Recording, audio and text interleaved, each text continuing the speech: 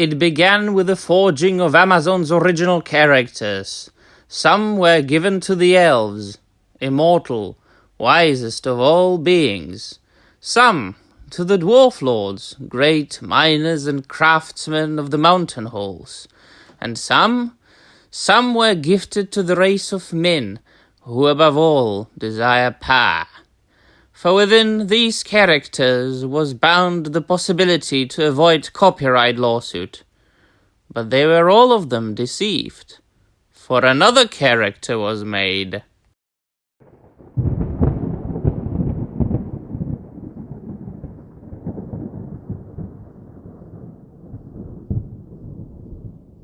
Wes Hall, everybody, and welcome to yet another video. Oh yes, the moment you have all been waiting for, and don't lie, you know you have, is here, my dear friends. More news from the Rings of Prime sphere. And even though a lot of people are saying, well, I couldn't care less about blah blah blah, we all love laughing about the show. Now, this is, and I have made a video about it quite a long time ago already. Now, this is the only purpose of the show to be taken advantage of by basically everybody. As far as Prime Video goes, Amazon is to, in their eyes, milk Tolkien's name and the name of the Lord of the Rings and make as much money as possible, which is not going as planned. If you look at the numbers of the people viewing the individual episodes. And as far as people who are having YouTube accounts and YouTube channels, or are in any way an influencer on the internet, just monetize it. Just make a video here and there about the Rings of Prime and get them likes and clicks. But all in all, just to make fun of the Rings of Prime. And we have established a long time ago already that the main problem with the Rings of Power is, well, it's really that it's objectively a very badly made show. But then, secondly, the fact that it's got nothing to do with anything that it should be adapting, which is actually Tolkien's texts. Nothing, absolutely nowhere near the Lord of the Rings or the appendices that they have been boasting about. And as far as the individual characters, people have been having two gripes with it. Besides the fact that most of the actors are planks of wood. Firstly, those characters that, or whose name appeared in the appendices to The Lord of the Rings, because we can't really talk about Tolkien's characters, since they have, nothing to do with them, but the name. Yeah? So if the name comes from Tolkien's text, it's unrecognizable. So people hate Amazon's version of Galadriel, quite obviously. Elrond is being made into a complete nitwit. And then we have got to know quite recently that they are going to bring Celeborn into the show, and it's going to be tremendously, deliciously awful, because we already know from the first season the way they had established the character of Celeborn. It's going to be a disaster. What was it? Galadriel called him the Silver Clam because the last time she saw him was before he went to a battle, and the armor that he wore didn't fit. And she mocked him and laughed at him, at her noble elf lord husband. Well, it's going to be interesting, isn't it? And then, of course, we have the original characters, which make up a huge part of the entire cast of the characters from the Rings of Prime. And that is, for example, namely Arondir, the Plank of Wood elf, the Ismael Cruz Cordova, the Diversity Hire, who each and every time when he speaks just spews out nonsense and virtue signaling idiocy. And then we've got Disa, the character who was based on a name that the name was then changed.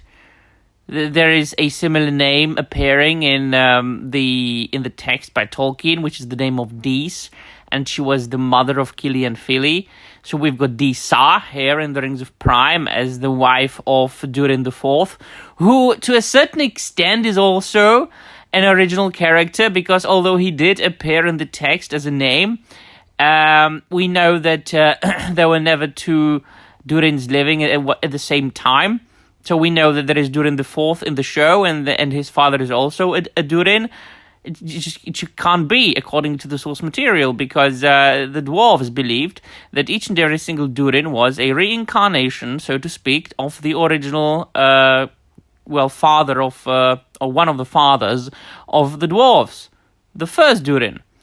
So, and we could be naming on and on, like the Theo character and his friend, who, by a turn of a key, created Mordor in that show, and that chick who's banging Arondir. I'm blanking on her name. So, and yes, there's the daughter of Elendil. Of course, he's never had a daughter. He's always only had 2 sons. So we've got another insignificant little character of the name Estrid. That's all we know about her. And by this, I want to thank very much indeed the, what's their name? Fellowship of Fans. The trusty fan site on the internet who would never, ever, whatsoever even dare being shills. Alright then. And then, so, I mean, who cares at this point? Only people who want to make fun of it. And that's basically the only purpose of this video. Looking at the character, I'm just like, are you sure this show is not being made by Netflix? Because, looking at the chick, I mean, she's like, she's a good-looking lass, that one. But, no, I can't imagine her being in, like, a new, modern, contemporary TV show from the Netflix's production that would revolve around a story of a young, up-and-coming pop singer star. Absolutely nothing that would in any way resemble anything that would live in Middle-earth. And then we've got this other news. Where is it? Yeah, so Fellowship of Fans, once again, thank you very much. Says, they say, exclusive! Arondir will be present at the 2-episode battle in the Rings of Prime, Season 2, alongside Elrond, whilst fighting Adar's army. So, a couple of things. 2-episode battle? Oh, Jesus Christ. I have to watch the show. I have to sail the seas and make the reviews for you. Can you imagine how much I'll be suffering watching the 2-episode battle? As if I didn't suffer enough watching the first season. And then, I can remember one battle, the one where the Númenóreans miraculously appeared with all their horses that they somehow fit on their ships, in their very plasticky-looking armor, fighting the orcs, and that was bad. That was just bad. Now, I can imagine this being even worse. And secondly, I am sure, I will put my left ball in a pit of fire if this doesn't happen. Arondir will be the hero of the battle. He will be like the most badass character who will save the day. But, nothing against that, of course. There's only one problem. So if he is the hero, and I'm sure he will, if he is the hero of the entire battle and saves it all, how come he's never ever mentioned again in the future of Middle-earth, huh? So that's the problem with the original characters. If you made original characters who would be insignificant and who would do nothing, who would just appear there as, like extras, side characters, fine, good. But if you make original characters who do great deeds, and all of those original characters so far have done great deeds, and have really shaped the history of Middle-earth, how come they are never ever again mentioned later? Because they do not exist.